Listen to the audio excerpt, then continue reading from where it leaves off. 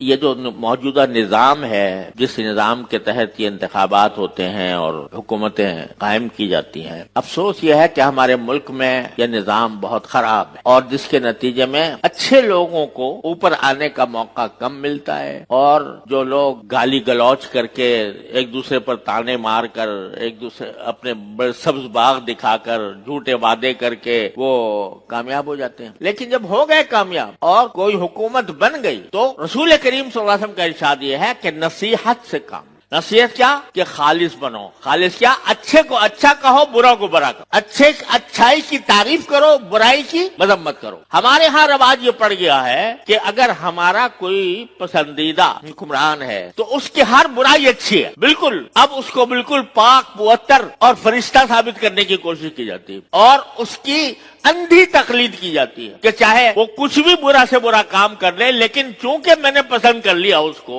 لہذا اب اس کی سارے گناہ معاف ہیں، اس کی ساری برائیاں ختم ہیں۔ اور اگر کوئی میرا مخالف ہے، میرے پسند کا نہیں ہے، تو پھر اس میں کوئی اچھائی نہیں ہے، پھر وہ برائی برا ہے، اس کی کوئی اچھائی بھی قابل تعریف نہیں، اس اچھائی کو بھی میں اچھائی نہیں کہوں گا، اس کو بھی کوئی ایسی تعبیر کروں گا کہ وہ برائی بن جائے۔ یہ مزاج بنا دیا ہے ہماری قوم کا اس انتخابی سیاست، اور اس کا نتیجہ یہ ہے کہ جو نصیحت بیان فرمائی تھی سرکار دو عالم صلی اللہ علیہ وسلم نے، اس کے بالکل برخلاف الٹے ہم لوگ چل رہے ہیں۔ کسی کے معتقد ہو گئے تو بس وہ فرشتہ ہو گیا، اب اس کے ہر کام درست ہے اور اس کی ہر ادا محبوب ہے، غلط کرے یا صحیح کرے، غلط کرے گا تو اس کی تعویل موجود ہے، کوئی نہ کوئی کسی نہ کسی طرح اس کو اچھا قرار دے جائے، اور جس کی مخالفت ہو گئی تو وہ بدترین ہے، اس کے اوپر گالیاں بھی دینا جائز، اس پر بہتان لگانا بھی جائز، اس کے اوپر کیچڑ اچھالنا بھی جائز، سب چیزیں جائز ہو گئی۔ یہ ایک مزاج بن رہا ہے ہماری قوم کا، بڑے افسوس کی بات ہے۔ ارے بھائی، قرآن یہ کہہ رہا ہے کہ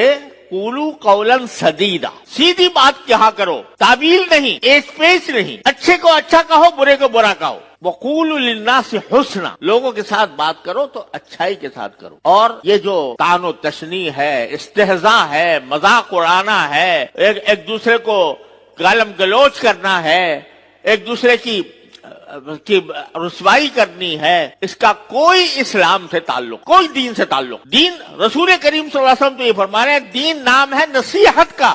نصیحت کا معنی کھرا ہونا، خالص ہونا۔ خالص ہونے کا معنی یہ ہے اچھے کو اچھا کہو، برے کو برا کہو، کسی کی اچھائی ہے تعریف کرو اور اس کے ساتھ دو۔ تعاونوا علی البر والتقوی، کوئی اگر نیکی کا، تقوی کا کام کر رہا ہے اس کی اعانت کرو۔ ولا تعاونوا علی الاسم والعدوان، کوئی گناہ کا کام کر رہا ہے، ظلم کا کام کر رہا ہے، اس میں تعاون نہ کرو، قرآن یہ کہتا ہے۔ لیکن یہ ہو جانا کہ ہم تو بھائی فلاں پارٹی کے ہو گئے اور فلاں پارٹی ہماری محبوب ہے، چاہے کچھ بھی وہ کرے گی، ہمیں اس کا ہر حالت میں ساتھ دینا ہے، ہر حالت میں اس کو اچھا کہنا ہے، ہر حالت میں برائیوں کی تعویل کرنی ہے۔ اور کوئی پارٹی اگر مبغوض ہے تو بس پھر وہ تو شیطان ہو گئی، وہ تو خبائث کا مجموعہ ہو گئی، اس کے اندر کوئی اچھائی نہیں ہے۔ خدا کے لیے یہ ذہنیت مسلمانوں کے اندر سے ختم ہو، یہ ذہنیت ختم کی جائے۔ رسول کریم صلی اللہ علیہ وسلم کے ارشاد کے مطابق نصیحت ائمۃ المسلمین